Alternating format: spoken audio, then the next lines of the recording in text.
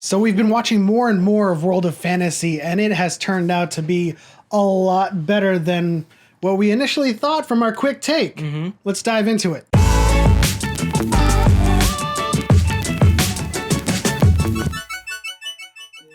So if you're unfamiliar with World of Fantasy, it is about Qinlie and this Chilan continent, and it is of cultivation. And this is exactly the Evernight successor that we've been looking for. Yeah, and if you're a fan of Evernight and you're a fan of cultivation, this one is insane. It's like all over the place. At first you're a little confused. There's so many things that are happening at the same time. The music is epic at every piece of dialogue that gets spoken. Hey, how are you? Hey, how was your day? It's like, you know what? I had a bad dream.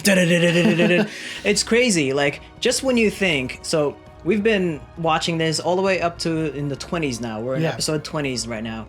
And just when you think that the world is so small and it gets bigger, it gets even bigger. It's so crazy. Yeah, if you think about this in terms of Evernight types of cultivation in fantasy, this is on steroids. I mean, at some point when we were watching and the level of strength and power that was on display reached like Futsu levels, they kind of like pull the rug from underneath us and say, hey, there's a whole new continent with other classes of factions that are even more.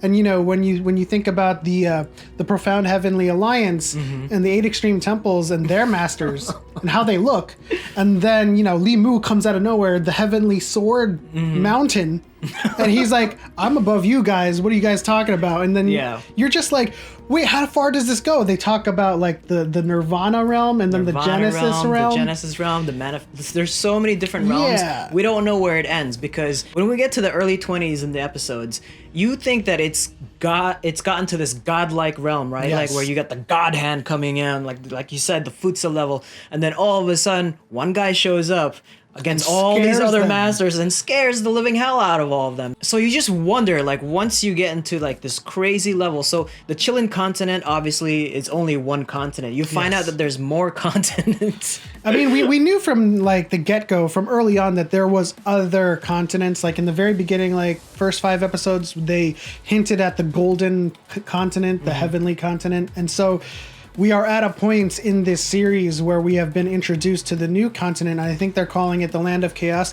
The subtitles and translations kind of like fluctuate from here. I think different people are editing it, but I'm just going to stick with what we know. So the Chilan continent, and then they, Qinlie, Yushu, Du Xiaoyang, Song Tingyu, they all go to the Land of Chaos.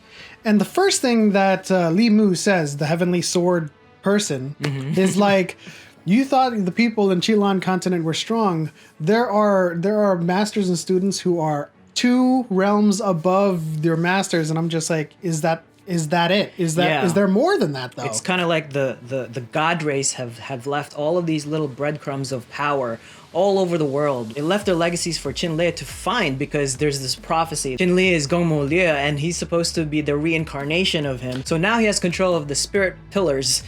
And you think that was like, his ascension into this godlike power, but then all of a sudden you go into the Land of Chaos and you're meeting all these new characters, and they're just like, I don't know where it ends, to be honest. Yeah, this is kind of like RPG MMO status when it comes to like stat squish. You get so powerful that, as a new expansion releases and the level cap increases, all of your stats get squished and you're like a little insect again amidst all of these higher level beings. And so when Qinlie, comprehended the spiritual line pillars, that was a feat for him. That was a major feat. And you find out he comes to this new continent and he's just as lowly as he once was, and everyone has to kind of quote unquote retrain up to this new benchmark that they've set in this Land of Chaos. What I love so far from the prophecy is that Yuxia is, we had thought that she was going to be, what they prophesized or what they warned throughout the whole time. She's the mother of Earth, and she cannot fall in love with Qinlie, who is the reincarnated Gongmu Lie, right? Yes. But there is Wu Chun, who is almost the reincarnation of, I can't remember her name. You know what?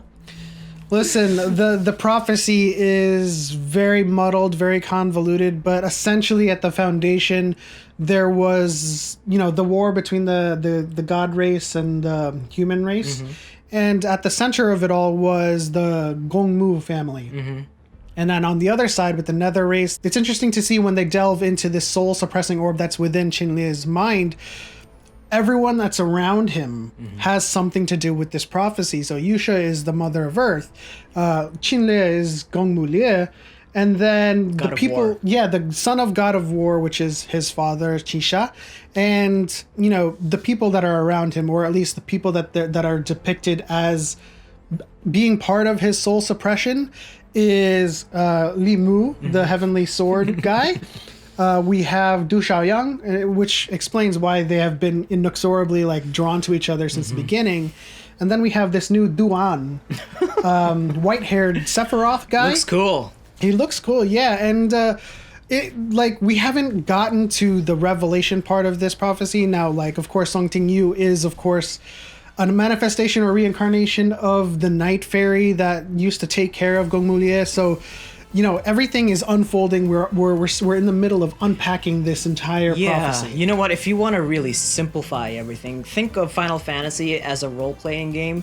Worlds open up as you beat them, and then they get bigger, enemies get stronger, monsters get more terrifying, and then compare it to Greek mythology or Clash of the Titans, where the gods are just sitting back and watching their little siblings or their little offsprings, where they're just watching their little offsprings going through their adventure, right? It's kind of, they're just up there in some kind of heavenly spatial realm where nothing exists except for this palace that floats in the middle of nothing, and they're just observing. It's like, my grandchild is gonna get out of this, It's crazy. It is crazy. Continuing on with that Final Fantasy analogy, he's kind of like Cloud Strife, Qinlie. He's gonna go through this story, unveiling the different threads and plot points of his prophecy, and he's going to learn who he truly is, just like Cloud was, learning who he truly was, and he wasn't just some random soldier. Now, I want to do a prediction here, between Yusha and Saintess Song.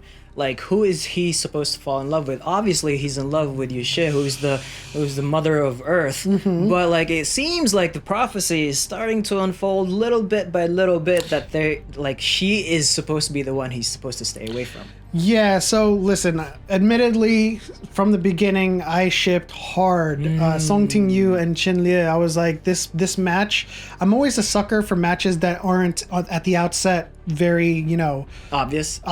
Yeah, and, Yusha was in love with Qinlie, and he was very oblivious to her, and I was like, this seems a little bit too convenient. Whereas the prophecy continues to unfold, Yusha and Qinlie seem to have this very rigid bond, and Song Ting Yu is being painted, at least in the light of the Night Fairy, as antagonistic towards their relationship. We don't know exactly. I want to say that the prophecy holds some truth, and that the son of God of War and the mother of Earth should not get together. And on top of that, I don't even think that the Night Fairy is destined to be with Gongmu Lie either, because that was one of the pillars, or one of the souls of the pillars, and he gave her a human form, so I'm not sure if that is even a possibility at this point.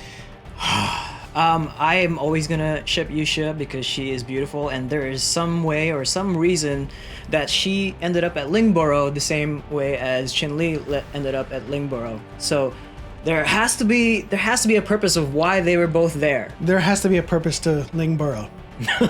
So if you're very interested in, searching for a new Evernight, or if you're just interested in fantasy cultivation, this one is on steroids, and the story is actually pretty good once you start following it, and once you start connecting the dots with the prophecy and the underlying foundation that's set up in the beginning. But in any case, that'll wrap it up for our updated review and take on World of Fantasy. Guys, if you enjoyed this video, please leave a like, subscribe if you haven't already, turn on notifications so you know when we post new videos, and we'll see you next time.